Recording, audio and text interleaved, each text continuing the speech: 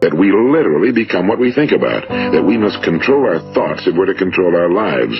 It's understanding fully that as ye sow, so shall ye reap. I'd like to tell you about the strangest secret in the world. Some years ago, the late Nobel Prize-winning Dr. Albert Schweitzer was being interviewed in London, and a reporter asked him, "Doctor, what's wrong with men today?"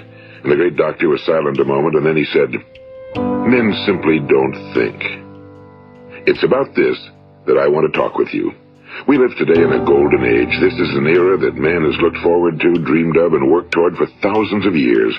But since it's here, we pretty well take it for granted. We in America are particularly fortunate to live in the richest land that ever existed on the face of the earth, a land of abundant opportunity for everyone. But do you know what happens? Well, let's take 100 men who start even at the age of 25. Do you have any idea what will happen to those men by the time they're 65? These 100 men who all start even at the age of 25 believe they're going to be successful. If you asked any one of these men if he wanted to be a success, he'd tell you he did. And you'd notice that he was eager toward life, that there was a certain sparkle to his eye, an erectness to his carriage, and life seemed like a pretty interesting adventure to him. But by the time they're 65, 1 will be rich. 4 will be financially independent. 5 will still be working. 54 will be broke. Now think a moment. Out of the 100, only 5 make the grade. Now why do so many fail? What has happened to the sparkle that was there when they were 25? What's become of the dreams, the hopes, the plans? And why is there such a large disparity between what these men intended to do and what they actually accomplished? When we say about 5% achieve success, we have to define success. And here's the best definition I've ever been able to find. Success is the progressive realization of a worthy ideal. If a man is working toward a predetermined goal and knows where he's going, that man is a success. If he's not doing that, he's a failure.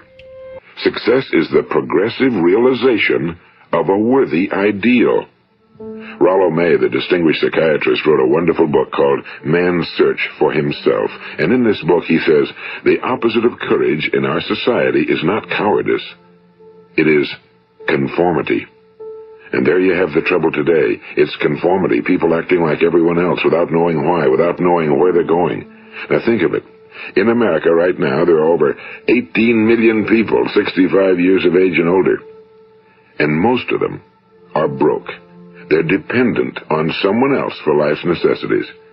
Now, we learn to read by the time we're 7. We learn to make a living by the time we're 25. Usually by that time, we're not only making a living, we're supporting a family. And yet, by the time we're 65, we haven't learned how to become financially independent in the richest land that has ever been known. Why?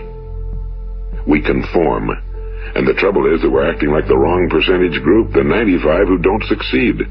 Now, why do these people conform? Well, they really don't know. These people believe that their lives are shaped by circumstances, by things that happen to them, by exterior forces. They're outer-directed people. A survey was made one time that covered a lot of men, working men, and these men were asked, why do you work? Why do you get up in the morning? 19 out of 20 had no idea. If you ask them, they'll say, well, everyone goes to work in the morning, and that's the reason they do it, because everyone else is doing it. Now let's get back to our definition of success. Who succeeds? The only person who succeeds is the person who is progressively realizing a worthy ideal. He's the person who says, I'm going to become this, and then begins to work toward that goal. I'll tell you who the successful people are. A success is the school teacher who's teaching school because that's what he or she wants to do. The success is the woman who's a wife and mother because she wanted to become a wife and mother and is doing a good job of it. The success is the man who runs the corner gas station because that was his dream. That's what he wanted to do. The success is the successful salesman who wants to become a top-notch salesman and grow and build with his organization. A success is anyone who is doing deliberately a predetermined job because that's what he decided to do deliberately. But only 1 out of 20 does that. That's why today there isn't really any competition unless we make it for ourselves. Instead of competing, all we have to do is create. You know, for 20 years, I looked for the key which would determine what would happen to a human being. Was there a key I wanted to know which would make the future a promise that we could foretell to a large extent? Was there a key that would guarantee a person's becoming successful if he only knew about it and knew how to use it? Well, there is such a key, and I've found it. Have you ever wondered why so many men work so hard and honestly without ever achieving anything in particular, and others don't seem to work hard and yet seem to get everything? They seem to have the magic touch. You've heard them say that about someone. Everything he touches turns to gold. And have you ever noticed that a man who becomes successful tends to continue to become successful? And on the other hand, have you noticed how a man who's a failure tends to continue to fail? Well, it's because of goals. Some of us have goals, some don't. People with goals succeed because they know where they're going. It's that simple. Think of a ship leaving a harbor, and think of it with the complete voyage mapped out and planned. The captain and crew know exactly where it's going and how long it'll take. It has a definite goal. Now, 9,999 times out of 10,000, it will get to where it started out to get. Now let's take another ship, just like the first, only let's not put a crew on it or a captain at the helm. Let's give it no aiming point, no goal, no destination. We just start the engines and let it go. I think you'll agree with me that if it gets out of the harbor at all, it will either sink or wind up on some deserted beach, a derelict. It can't go anyplace because it has no destination and no guidance, and it's the same with a human being. Take the salesman, for example. There's no other person in the world today with the future of a good salesman. Selling is the world's highest paid profession, if we're good at it, and if we know where we're going. Every company needs top-notch salesmen, and they reward those men. The sky's the limit for them. But how many can you find? Someone once said the human race is fixed, not to prevent the strong from winning, but to prevent the weak from losing. The American economy today can be likened to a convoy in time of war. The entire economy is slowed down to protect its weakest link, just as the convoy had to go at the speed that would permit its slowest vessel to remain in formation. That's why it's so easy to make a living today. It takes no particular brains or talent to make a living and support a family today. So we have a plateau of so-called security, if that's what a person's looking for. But we do have to decide how high above this plateau we want to aim. Now let's get back to the strangest secret in the world, the story that I wanted to tell you today.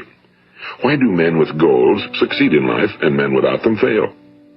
Well, let me tell you something which, if you really understand it, will alter your life immediately. If you understand completely what I'm going to tell you from this moment on, your life will never be the same again. You will suddenly find that good luck just seems to be attracted to you.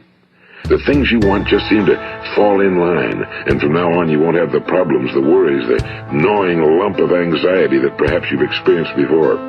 Doubt, fear, well, they'll be things of the past. Here's the key to success and the key to failure. We become what we think about. Now let me say that again. We become what we think about. Throughout all history, the great wise men and teachers, philosophers and prophets have disagreed with one another on many different things. It's only on this one point that they are in complete and unanimous agreement. Listen to what Marcus Aurelius, the great Roman emperor, said. A man's life is what his thoughts make of it.